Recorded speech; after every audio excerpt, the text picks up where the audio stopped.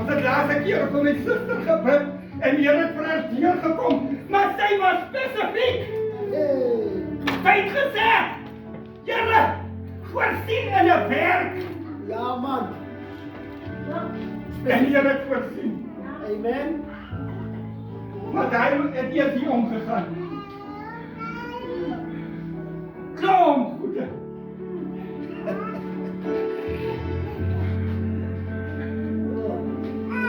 Koning Dawid herinner ons vanmôre. Roep my aan. In die tyd van benoeming. Ja, man. Ek kan sommige keer en dit is wat gelowiges dink ook. Hey, daai mense is bekeer. Daar kom nooit benoudheid oor hulle nie. Hulle huil nooit nie. Hulle gaan nie deur stryd nie. Hulle het nie probleme. Nee, dit is nie so nie. Nee. Met al ons benoudhede is die Here elke dag saam met ons. Ja. Hy beloof ons dan in sy woorde. Hebreërs 13 vers 5 sê dan so mooi, roep my aan, hy sê, Here, wat my herinner aan sy beloftes, moenie rus nie.